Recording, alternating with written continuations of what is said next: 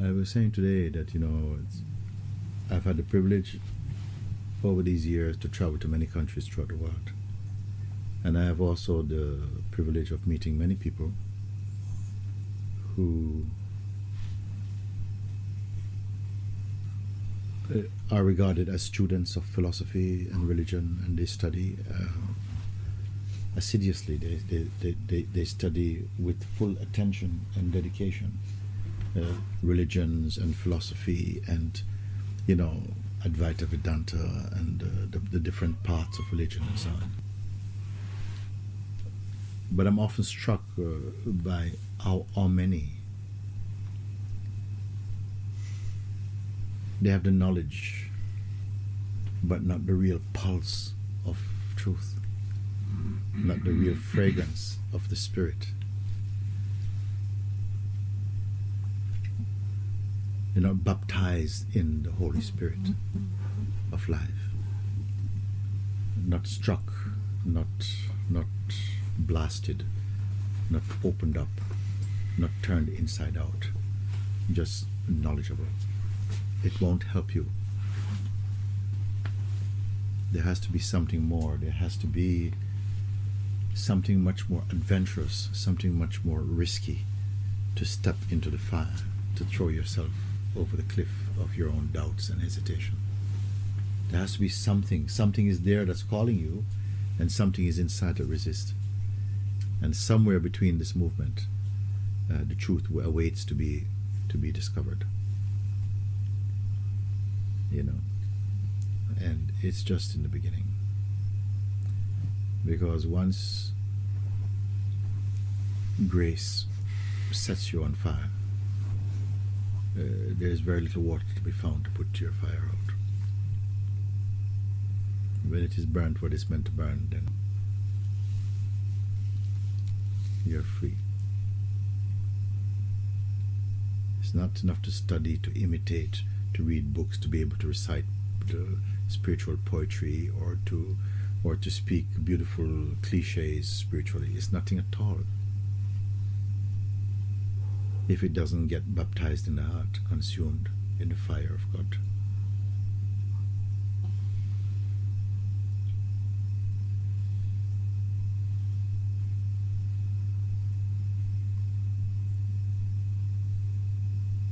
And don't ask how to do it. I don't want to tell you how. There's a truth inside you that doesn't need how.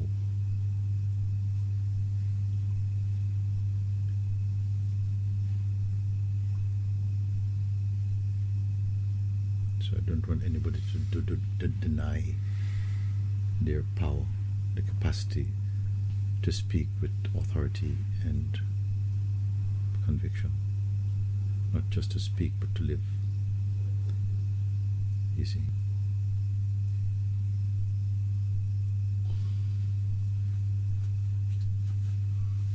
I think we've been far many times over-schooled. School has crippled us. Too much education has disabled you. Make you relying upon formulas and, just techniques and imitations and pretentiousness. And you forget that you are the light of God,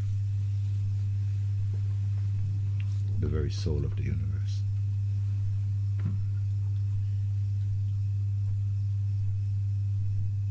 But not as a person. The person is our betrayal, if you believe only in that. Or it can be a joyful mask that consciousness enjoys in order to necessarily, it's not just a mistake, but a means through which consciousness can taste diversity and to have the taste of transcending and the realization of the self. Because without the body, without consciousness, without the mind, without the sense of individuality, there is no taste of transcendence. It's just not possible, of self-knowledge. There's just the pure innocence beyond even the knowledge or concept of innocence, which cannot be imagined by the human mind. It's not a kind of, whoa, no, it's not that at all.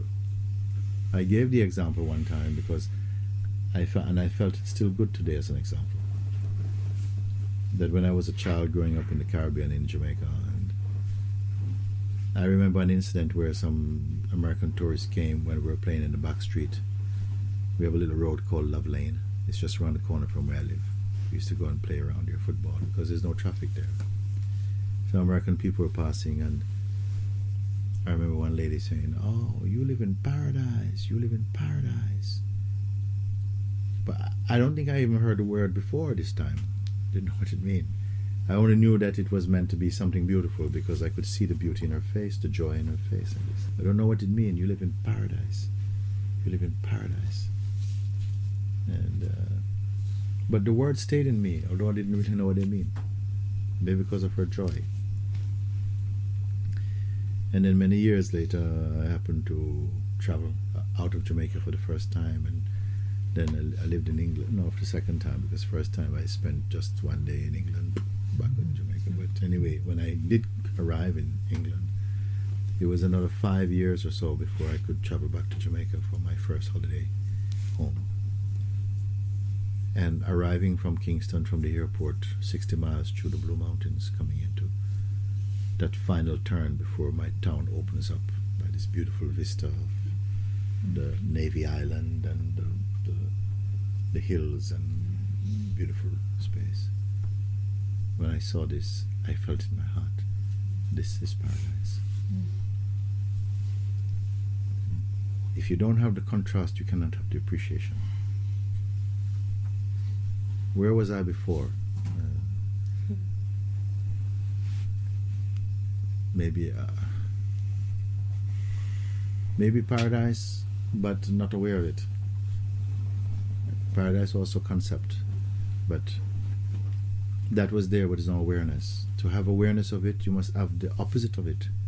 You must have something else that can give it a contrast, and you cannot know something is beautiful unless you have a concept of something being ugly. Or you cannot appreciate joy if you've not felt sorrow. And these things are important in life, and every human being have tasted, walked on both sides of the road. We have to. You see. So all of this is that, all of it. But to really come to the pure understanding, the pure realization of this, you must know yourself first. Know what it is here. It's behind all this experiencing. Which aspect of yourself, what proportion of yourself is subject to evolution, change, is attached or addicted to some aspect of life, and to find that which is untouched. Each one must know this. For me, in my way of looking, this is the highest possibility or attainment of the human version of consciousness, is to come to a full living understanding in the heart of what you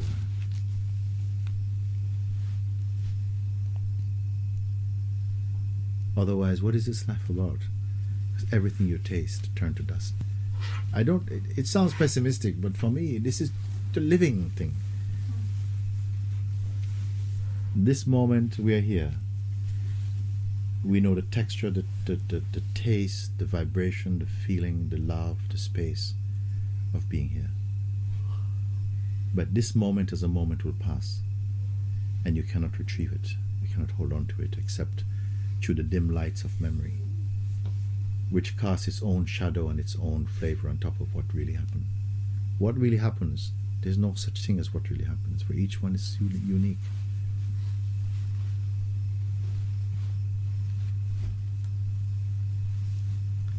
Your investments, our treasures personally, mean nothing to the next person.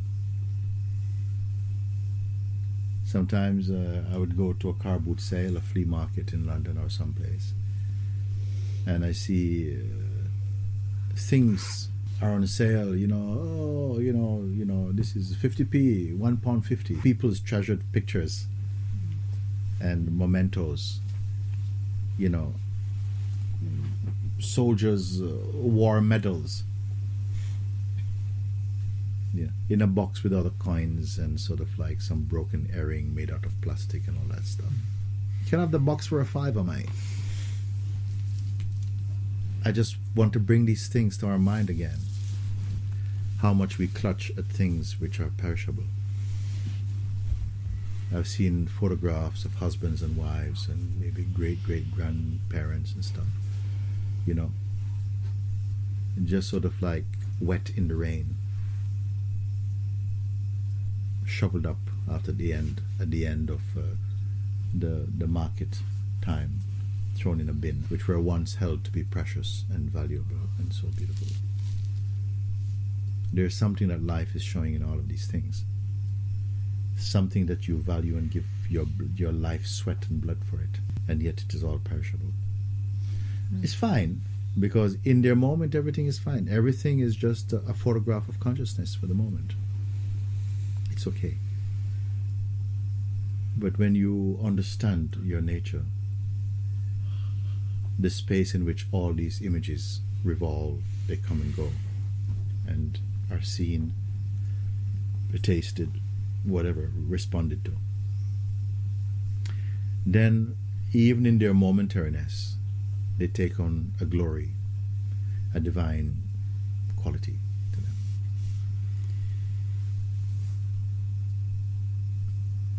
But you will never apportion to anything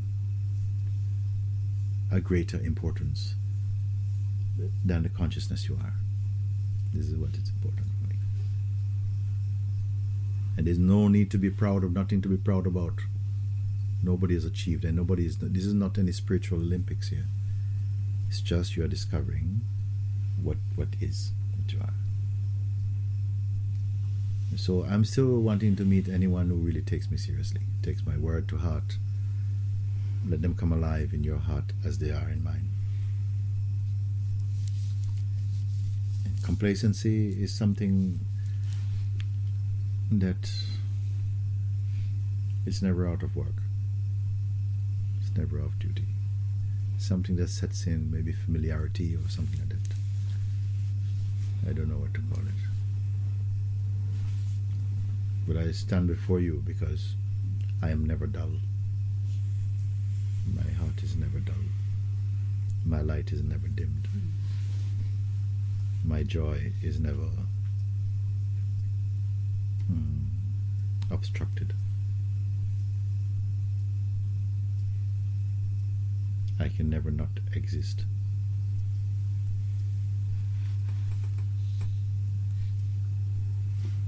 So let my life be an example for you to find your own life.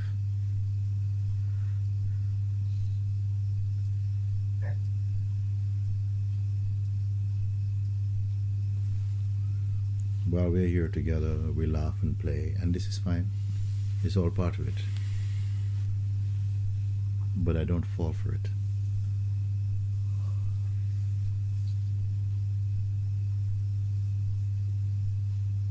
And nor should you.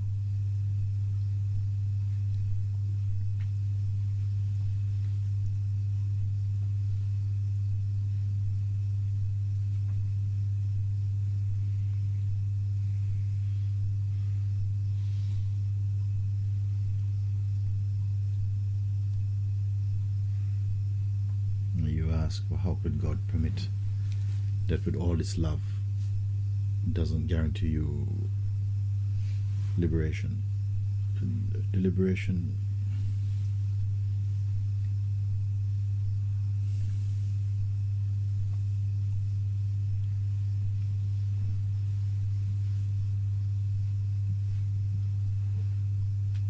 it has to be tasted. It has to be breathed in, aspired for, surrendered into, pursued, introspected. You need to be ready to die for it, because it is worth every moment. Because the Supreme, if I can put it in human words, it wants you to taste the majesty of your own transcending, to feel what it's like, to look and to respond to the invitations of truth, and to say yes. And don't be fazed by the initial resistances of the mind that paint a picture of hardship and it is a strain to find it. These are nonsense. It's not like that. It is a joy. Transcendence is a joy. Understanding is a joy. Recognizing the self in its utter simplicity is waking up from the dream, the long sleep of ignorance. Why would you want to miss it? Why would you want it as a handout? Why not walk hand in hand with the truth?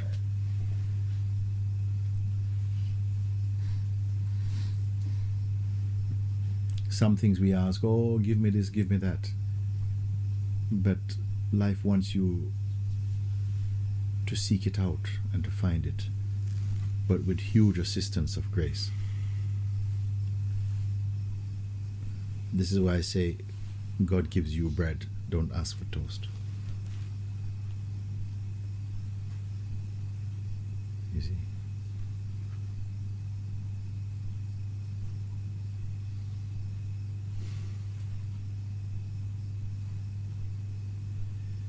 Loving God makes you eternal. Realizing the self makes you timeless.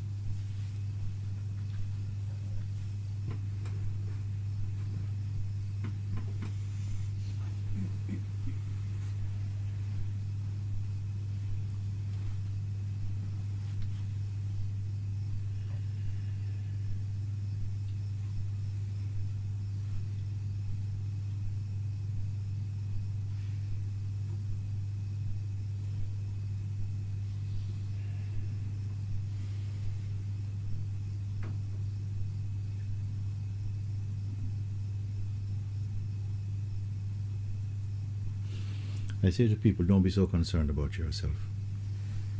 I mean your personal self, personal life. If you have opened your heart up for the full truth, you don't have to worry about your life. And you don't have to just believe blindly in me, what I say to you. Because the words themselves will open up, and you will see the fruits of your own surrender, your own trust. You will not have to wait 6 months, 6 weeks, 6 anything. You begin to see. Sometimes the moment you say yes, it is operating in you.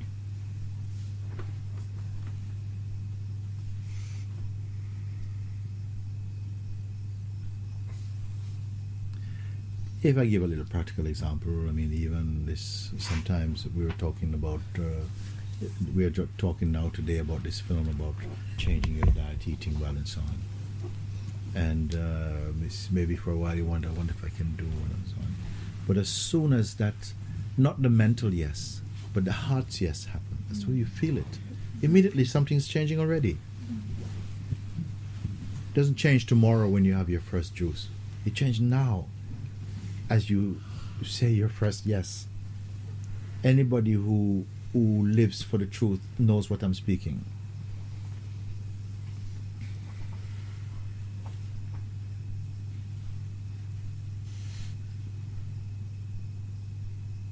As you choose to change something inside your heart, right there it comes alive, it starts to move.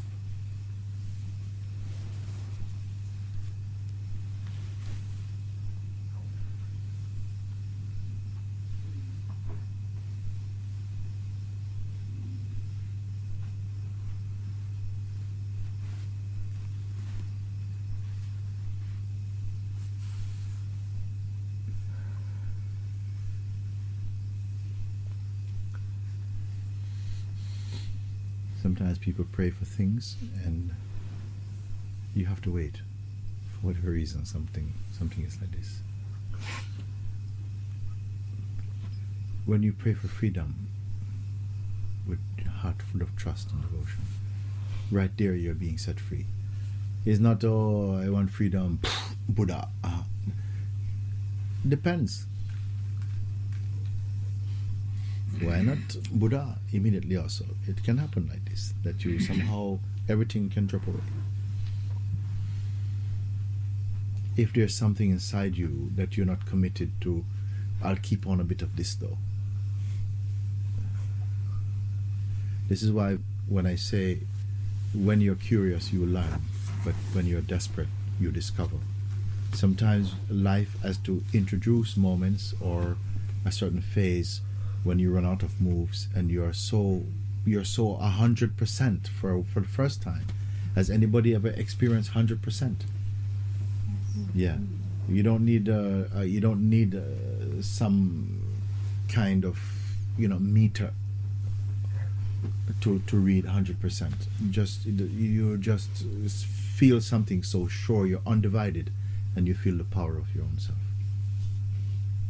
But very often we permit or allow ourselves to be that, because we entertain the duality, like maybe this, maybe that. And most of our lives are maybe this, maybe not sure, probably. Well, I'll try, but maybe not. We are like this. But sometimes we are fortunate enough to feel the full power, the full conviction for something, and right there you feel the power in yourself. When you feel like this, the mind stands no chance, because you're not open for business. It is such a power. So I like to feel powerful like this all the time. Drop I, if you can. Don't be faithful to your I, unless I means God. But if I means you, person, then the very one who wants it is the obstacle.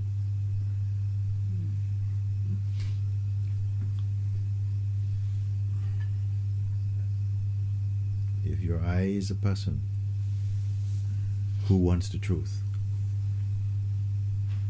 then the very person is the obstacle to truth that it apparently seeks.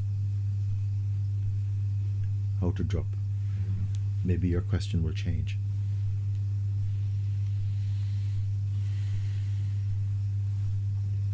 Because some questions pose as truth, but they're just another form of avoidance. Just the mind purchasing more time, pretending to seek for something that is actually trying to avoid.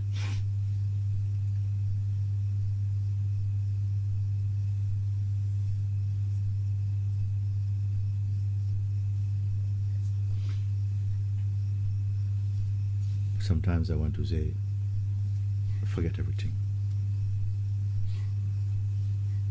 Drop everything. Go back to ground zero. Instantly.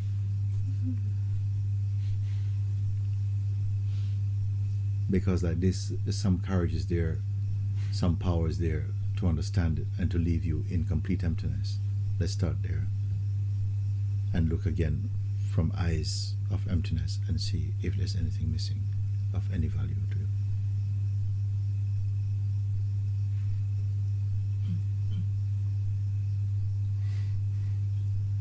Because we believe in our minds, but our minds is continuously building up some kind of psychic cholesterol all the time. No matter how much you think, oh yeah, I'm getting somewhere, but it's still somehow building up noise in the name of truth.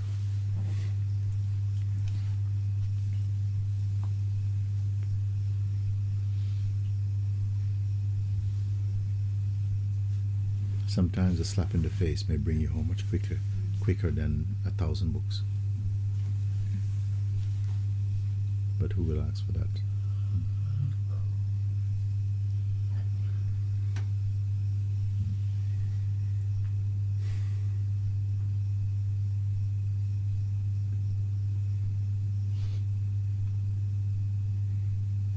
I don't trust in people who come saying that they know how to do something.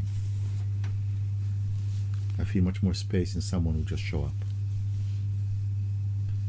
and just says, I don't know, I'm just here. And the only thing I can say is yes. Then there's space in you for the miraculous to reveal itself. If you think you can rely on your mind, on your past and experience, then I don't know.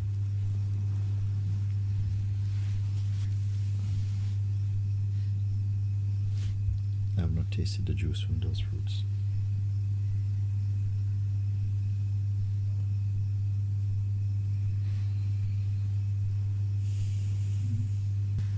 Good. Mooji, I went to the caravan today, and it's the same feeling I had in my heart as you speak. Yes, ma'am. I felt the same about Satsang Sunday, and I'm thinking, what is it I have to bring to Satsang? And the only thing I could come with is to say yes. Yes. You come with yes, that's good enough for me.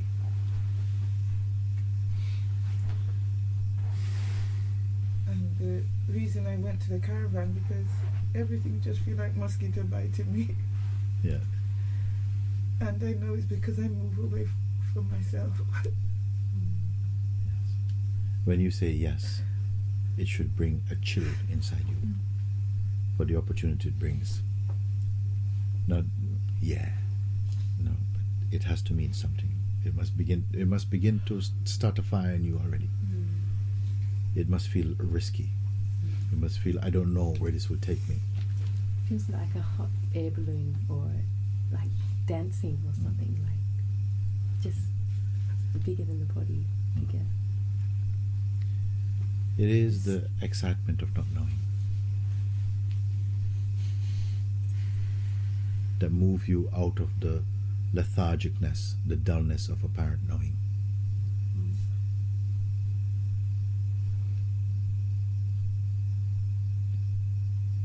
Don't live a life where your life won't surprise you. To be so predictable is to be almost dead.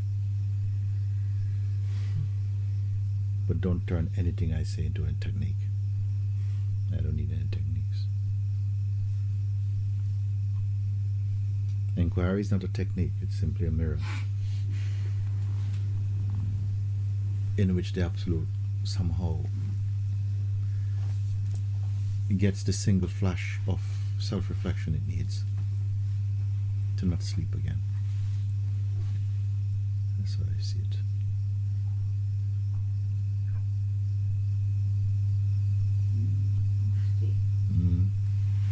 Right now it's like what's coming inside is, and this yes is like maybe some inside of me, at least some of the implication of this yes is to just go towards all that is like uncomfortable to face. You don't have to go towards it, just be open. Life knows what is needed. It doesn't need any help from you. But somehow, like, I don't know, I feel inside this readiness, this. Yes.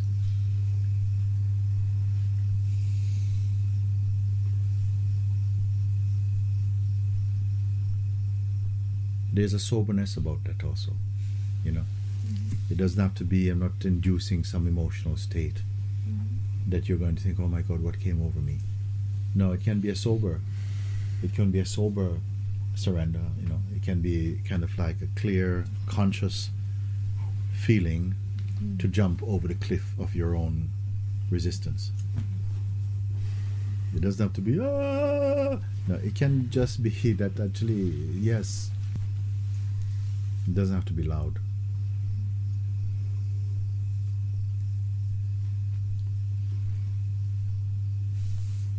It doesn't have to be dramatic. It doesn't have to be theatrical.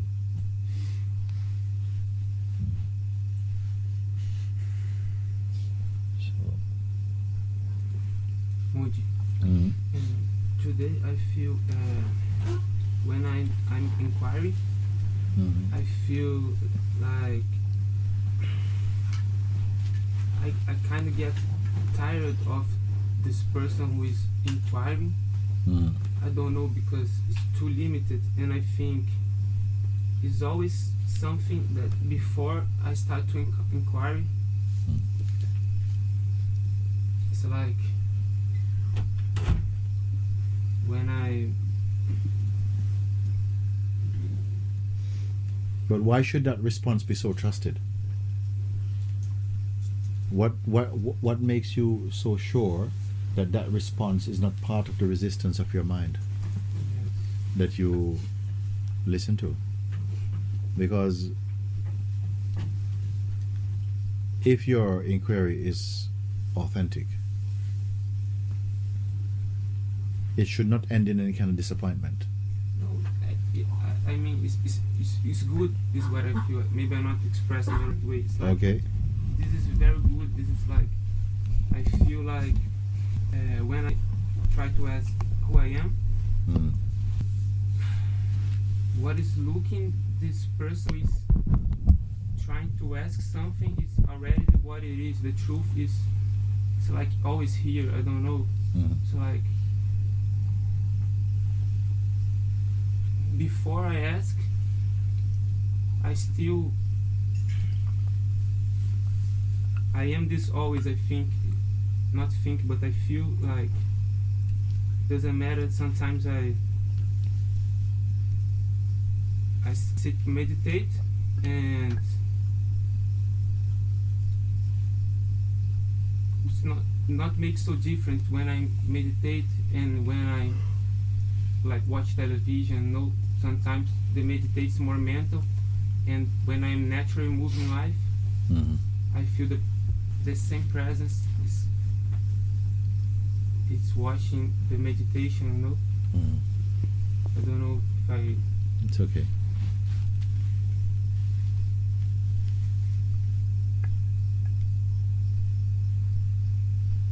What do you call meditation? Like contemplate, like look inside, try to find the truth, what is always here. Yes. It's the same as watching TV.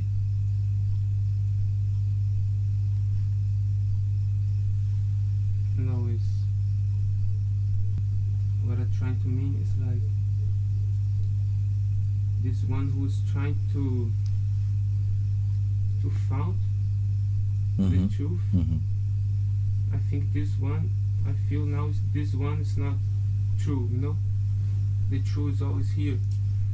But how would you know the truth is always here if there wasn't the questioning that stimulates that recognition?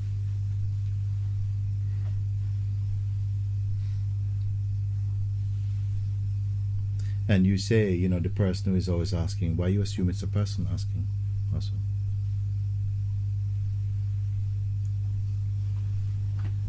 Did the question say that it's a person, it's coming from a person? Why not think that it is the intelligence of the being that is searching out itself? Well, we can call it a person, but if you give it the title of a person, then you are committed to that way of looking at it, assuming it's a person. Why not just the intelligence of the being who was for a while fascinated with things that are time-bound and impermanent, and it's now searching for what is permanent, what is pure, and in the very asking of this question, it's changing its focus from pursuing what is time-bound to being absorbed into the timeless. Why call it a person? Because if you call it a person, immediately you start to dismiss it, and then you don't benefit from the fullness of the investigation, you see. Sometimes the mind, or we think like this, it jumps ahead and say, what, you know, well, I mean, you know, what's the point of the inquiry when I know that I am not, you know, I'm not that. What does the inquiry harm you? In what way will it harm you? Even if you know already. You know what you look like. Why you keep looking in the mirror then?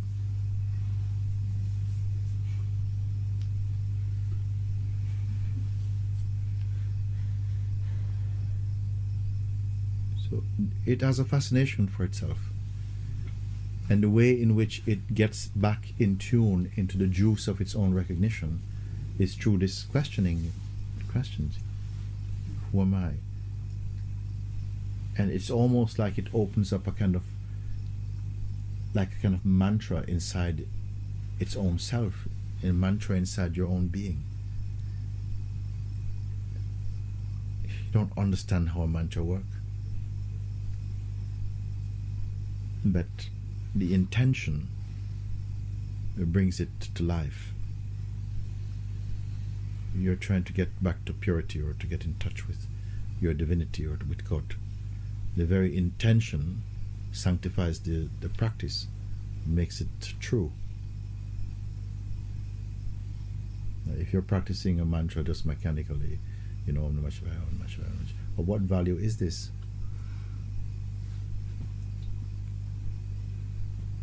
See, the power of analysis and inquiring is that somehow, if it's just mental, I don't believe anything is just mental. If it's just mental, it won't last. It will give you a headache, it will frustrate you, you'll feel tired, you'll end up just doing something else, giving up. It may start off with some resistance, but pursued earnestly, it develops such a powerful fascination, powerful attraction for itself, that every other attractions perish in the presence of that urge. It grows, just like everything that you approach with an open heart grows, expands. Then can you imagine what happens when you're searching for the truth, which is your own self? How fast will you process out what is the untruth? Because with everything else you're searching for selfish reasons. But when you search for the truth, all of life sings out of it. Even if initially you may start like for selfish reasons, I want to learn the truth because, I want to be a guru. I want people to respect me the highest. I want to be mystical. It may start off like that, but gradually, as you feel the real fragrance, your mind changes and becomes very, very pure.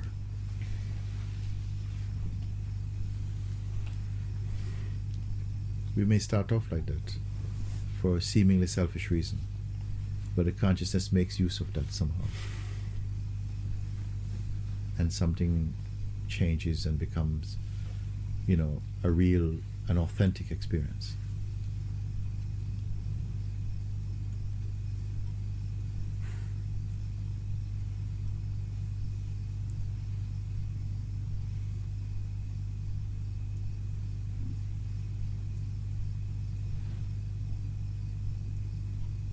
Sometimes in the realm of language, spoken word and so on, because our style of thinking can be so varied, our ways of perceiving can also vary. But how will we really communicate or hit the right note or feel the affinity with each other? How will it happen? By human efforts, techniques and so on, it is not enough. You have to go beyond yourself, you have to forget yourself. And then it's like the universe moves in, it replaces the little you. And how does it work? You don't know, but it's just working beautifully. It's just working beautifully.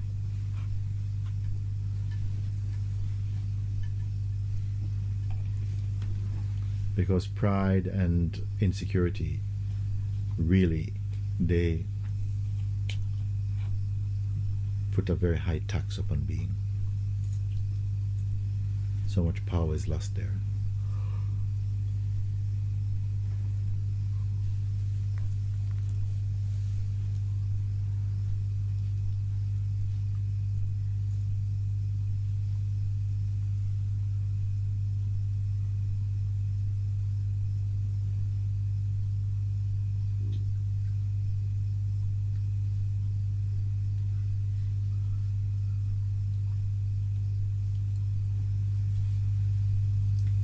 Did you have a question about vasanas? There's a vasana that I've been aware of. I think it's my whole life, the personal life, and it feels like it stagnates the being to be,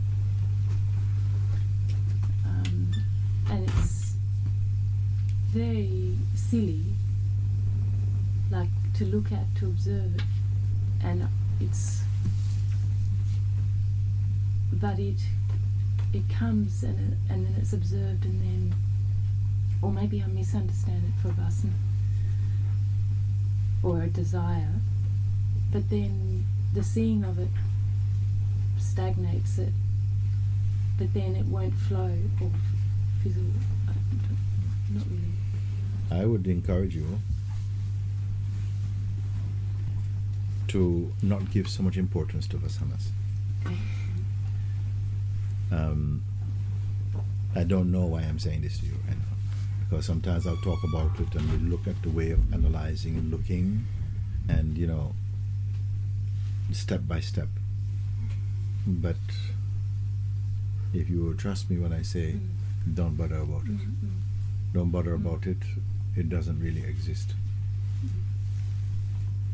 This is what the consciousness wants to speak today. Thank you. Don't bother about it, because perhaps it can be that these things are too easily accommodated by you.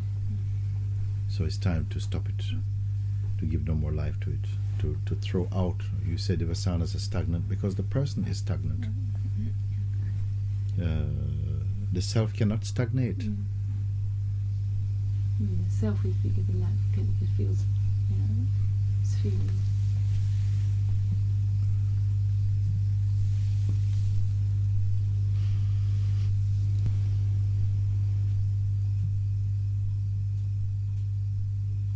Suppose you are banned from being a person. You're banned from being a person. Your person has no credibility. It's not accepted in this house anymore. So from now on, that doesn't exist anywhere here.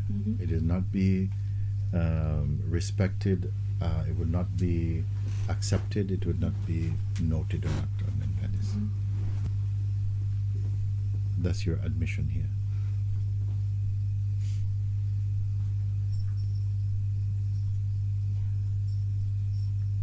So every time you're going to come and speak personally, I'm going to just say, I don't know what you're talking about. I just don't know what you're talking about.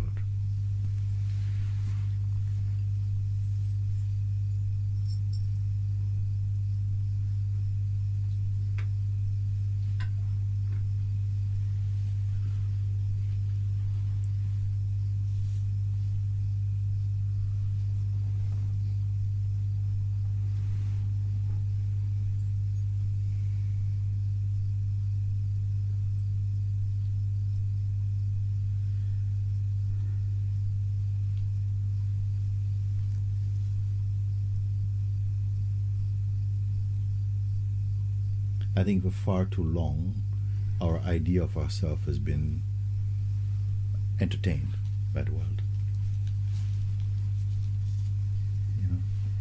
Indulged. Why? Because everyone is in the belief that they are their story.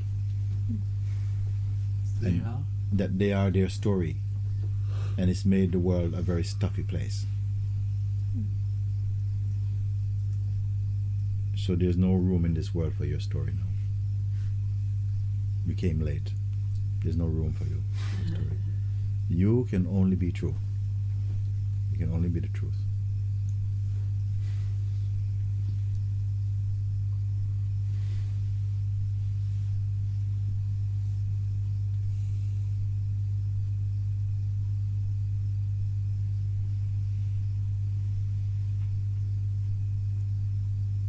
You've been requiring far too much patience.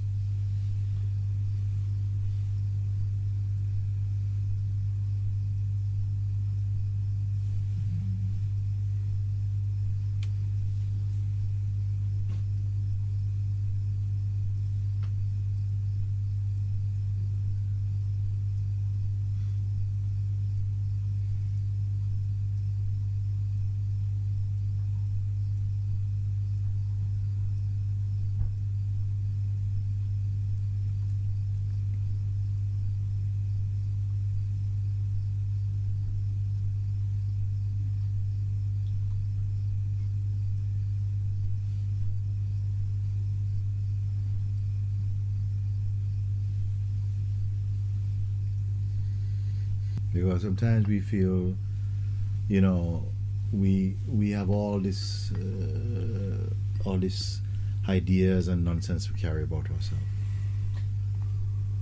and nobody understands you. You know, only God has time for you. Well, I like to tell you, God has no time for you. God has no time for you and your bullshit. Actually, that's just asking too much.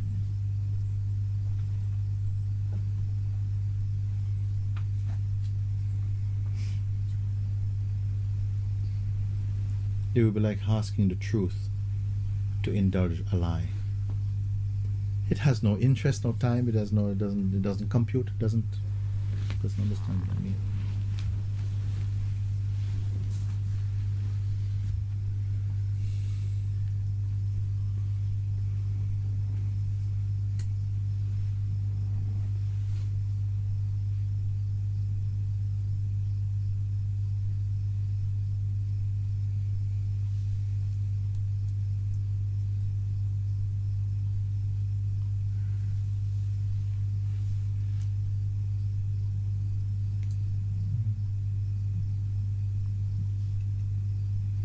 How will the notion of being a person be dropped?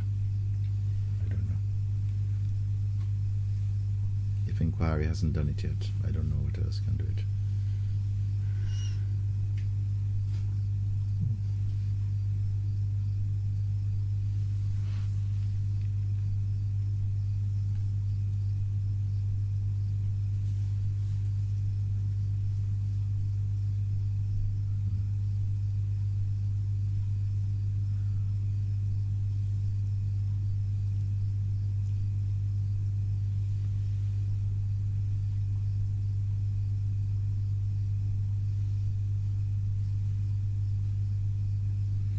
I think it all boils down to our love for being and our love for experiencing. And the feeling is that once you realize the truth, there'll be no experiencing, which is not true, actually. There'll be a perceiving, but not experiencing as in monitoring and accounting your experiences. The necessity for that is completely illusory, in fact. Consciousness by itself does not strive to retain an image of its last impression. It's ever fresh. So I speak like this now, speak like that, because there's a feeling that we have to search ourselves to see where our stuckness is being fed. What is feeding this stuckness? And then we say, but it's so hard, I don't know, something always keep blocking me and so on, which are all not true. Why should something block you from what? From finding the truth? What can block you from finding the truth? Nothing at all. Except our commitment to duality at the personal level or something. I have some desire, some aspirations personally that I'm not ready to let go of it or something. Which from the perspective of the true is completely nonsense. It's such nonsense, it's such nonsense, it's such nonsense. But in the faith of the person, it's in the belief in the person, the desire of the person, it is hot stuff. It's hot stuff.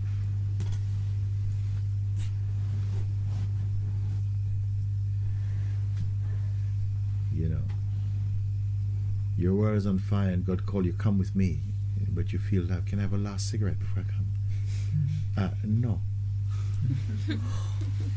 Please, just one, man. Okay, have your last cigarette. Thank you. Okay, God. God. Have your last cigarette. Your choice is made. It's like that. Something has to be big enough. Sometimes, no? Not in every case. I'm not creating any single case. I'm saying it can be in a lot of different ways. But it can also come like this. That where we're asking life to wait until I fulfill until my children go to school, until fulfill my thing until, you know, I get my pension. I rely on my pension. Then I'll be with you. Easy, like this. We have lots of tricks, human mind, a lot of tricks. Like that. I don't know if it's good to talk like I'm talking at the moment, but why not? Mooji, it's very good what you say. My experience. Yeah. Feel that it's like you almost you stick a finger to my and this is actually there's no point to play about, because all this complacency, it's almost like coexisting most of the time, and this personal energy that wants to protect and to kind of everything you say, just it's like you speak from my experience, and whatever it's worth, I just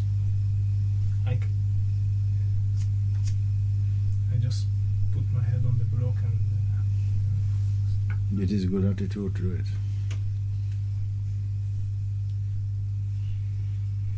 Don't keep defending your devils. At least you see something and okay, it stings for a moment. You say, okay, put it out there, put it out there. You know, feel the sting of it. Feel the sting. I say, okay, put it out there. Okay, put it in there. In your heart. You don't have to make a big, grand statement to the world. You don't have to be dramatic. It's just enough something says, yeah, okay. You don't have to go into the details. On Wednesday I did this and did this. It's not needed. Life doesn't need it. Sometimes just your yes for this. I find the simplest thing. There comes a time, of course, when you need to itemize. Is that just that moment? Yes, okay, and that too, okay, and this as well, okay, for a moment, no? But it doesn't have to be, this is the standard. No. You will know. This is why I say I cannot teach. You start to teach something, you kill it. It's fresh, it's point. Look at this point. It's fresh.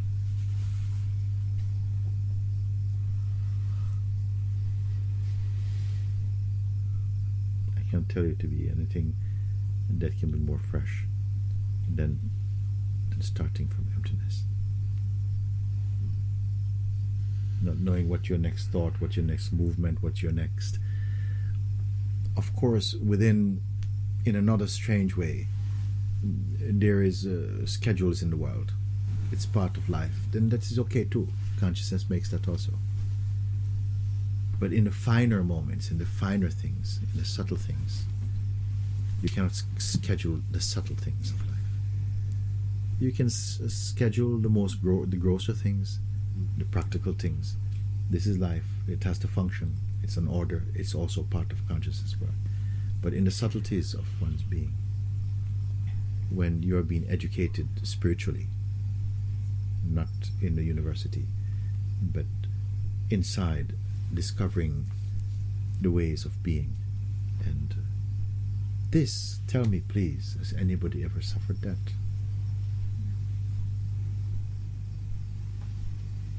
Things you cannot share with anybody, you cannot talk about them. Your tongue won't move in that way. The thing that comes to you at 3:15 in the morning. How are you going to talk about it? The whole world is asleep. And even if it was awake, you cannot talk about it. This is for you. This is a message for you.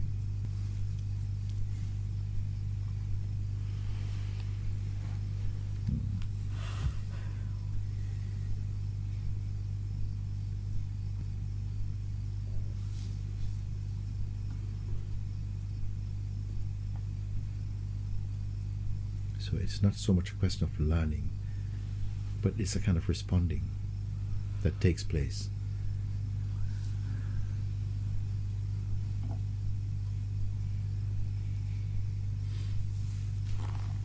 when that warmth is in your heart.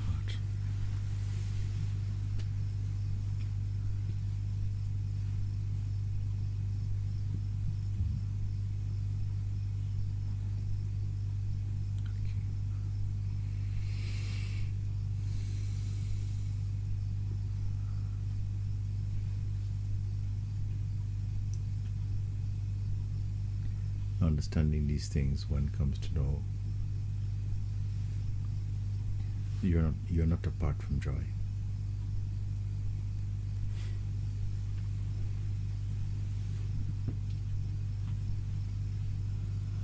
Consciousness is not apart from you.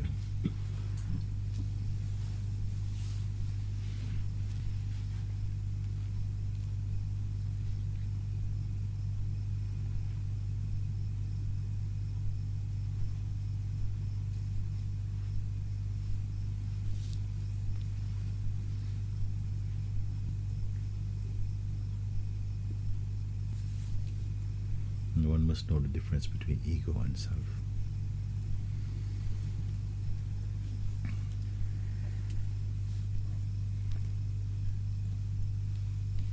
Between ego and Self, and yourself. Mind and self. Matter and spirit. What is time bound, what is timeless.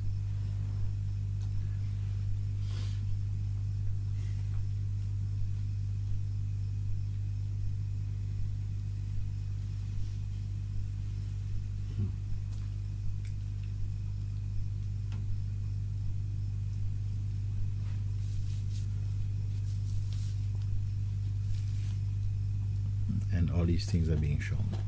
All these things are being shown. Very gently, not always gently. But why not gently?